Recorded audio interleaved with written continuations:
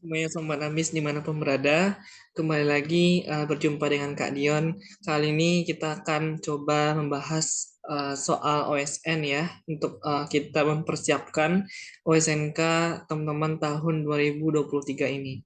Nah, teman-teman semua, kita akan coba membahas bagaimana kesiapan teman-teman semuanya Sobat Ambis untuk mempersiapkan Olimpiade Sains Nasional tingkat kabupaten kota tahun 2022 ini.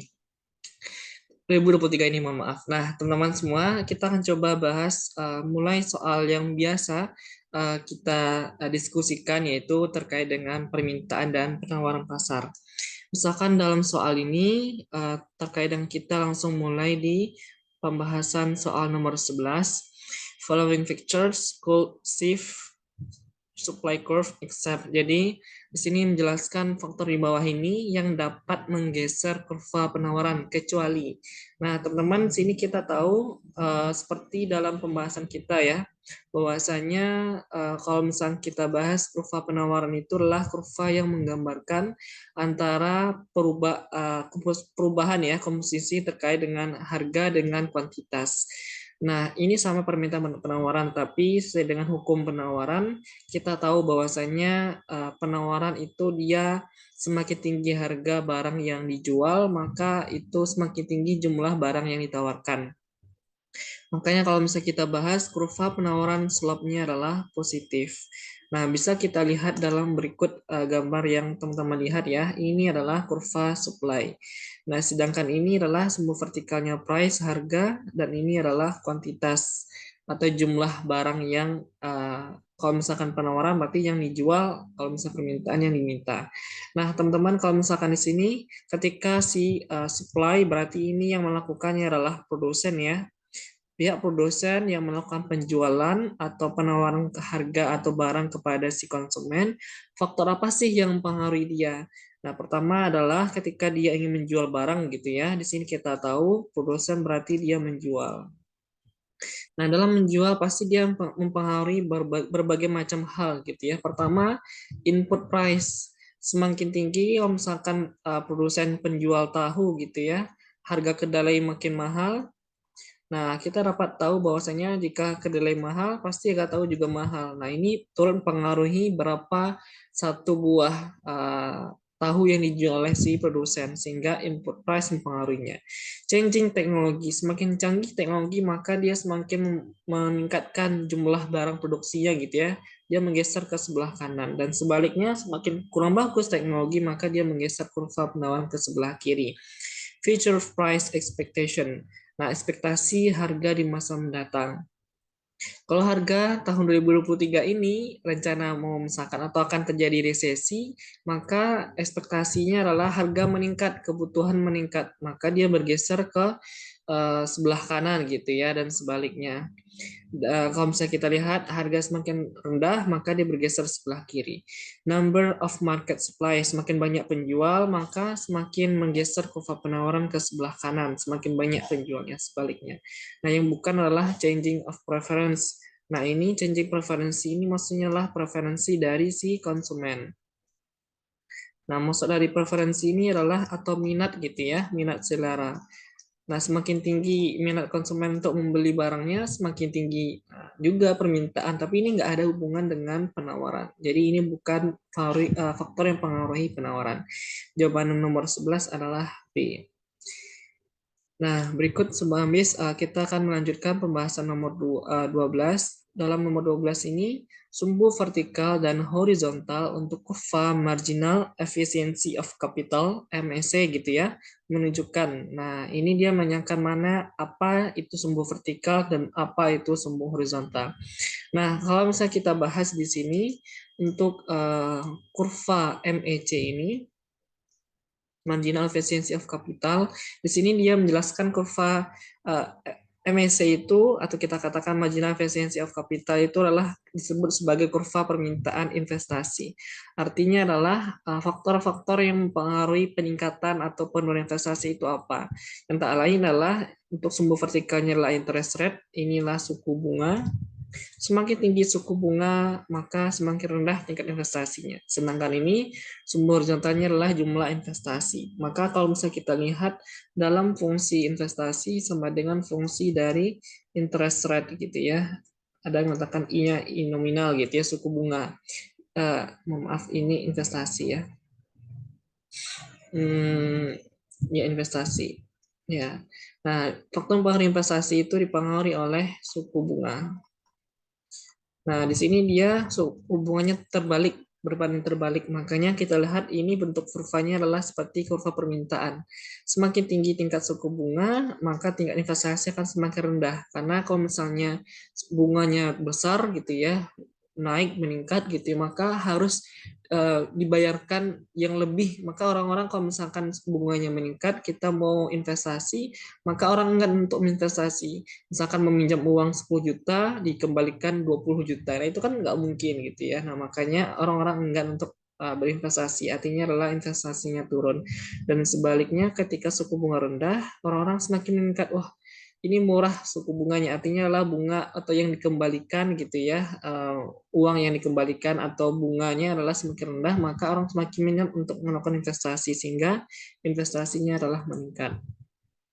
Jadi ini hubungannya timbal balik. Nah, jadi untuk kurva marginal efficiency of capital itu dia menggambarkan bagaimana tingkat pengembalian investasi yang diharapkan dari setiap tambahan barang modal yang dilakukannya, atau mungkin juga dipengaruhi oleh bunga yang ada gitu ya. Apakah semakin tinggi tingkat suku bunga maka pasar uang itu akan lesu sehingga orang-orang enggan untuk melakukan investasi. Maka mereka untuk beralih, jika suku bunga naik, maka orang-orang beralih untuk menabung. Karena kalau menabung bunganya besar gitu ya, returnnya besar. Nah, ini beda dengan untuk investasi. Kalau investasi itu uang yang keluar sehingga uang yang dibayarkan meningkat. Maka kalau misalnya suku bunga naik, maka orang beralih untuk menabung bukan untuk berinvestasi. Nah, berikut kita ingin bahas berikutnya adalah soal nomor 13. Sebagian besar penduduk di wilayah utara hidup dari usaha berburu gitu ya, Sobat Ambis. Jadi yang utara itu berburu, sedangkan selatan itu dengan mengambil kayu bakar di hutan. Nah, ini kegiatan dalam mengambil sumber daya alam atau memanfaatkan sumber daya alam ini yang kita sebut sebagai kegiatan dalam ekonomi ekstraktif, mengambil apa yang ada di alam tanpa diolah. Nah, ekstrak. Jadi ini belum diolah sama sekali, masih fresh gitu ya. Nah, ini kita sebut sebagai ekstraktif. Kalau misalkan industri ini sudah mengolah dari bahan mentah atau bahan baku menjadi bahan jadi seperti itu. Nah, berikut kita ingin bahas gampang ya Sobat Ambi semuanya. Nah, kita bahas nomor 14. Kurva penawaran masker. Nah, ini ketika awal pandemi itu biasanya meningkat gitu ya, menunjukkan bahwasanya banyaknya masker akan dijual pada tingkat berbagai harga. Nah, jika mungkin kalau misalnya kita lihat dalam sebuah grafik, ini misalkan sumbu horizontal, ini vertikal, ini horizontal. Jika kita tuliskan ini adalah harga masker gitu ya, ini adalah kuantitas masker. Nah, kalau misalnya kita lihat di sini teman-teman semuanya, Sobat Ambis, kalau kurva penawaran masker berarti ini bentuknya adalah apa namanya tegak gitu ya, naik dari kiri bawah kanan atas. Nah, ini tergantung dari bagaimana apa faktor-faktor yang pengaruhnya gitu ya. Berikut ini yang tidak termasuk dari berhubungan dengan kurva penawaran masker. Nah, dari ini kita lihat adalah jawaban yang paling tepat D. Kenaikan pendapatan masyarakat akan menambah jumlah permintaan. Nah, pendapatan bukan mempengaruhi penawaran. Pendapatan itu mempengaruhi permintaan. Ini aja kalau misalnya kita nggak tahu teorinya ini udah nggak nyambung nih di soal. Intinya adalah penawaran. Tapi jawabannya adalah permintaan. Nah, ini jawabannya tidak connect seperti itu. Kalau kenaikan pendapatan masyarakat, maka juga meningkatkan permintaan masyarakat untuk beli masker, sehingga nggak ada hubungannya dengan penawar masker. Yang A, kalau misalnya kita bahas, kurva penawar masker merupakan penjumlahan.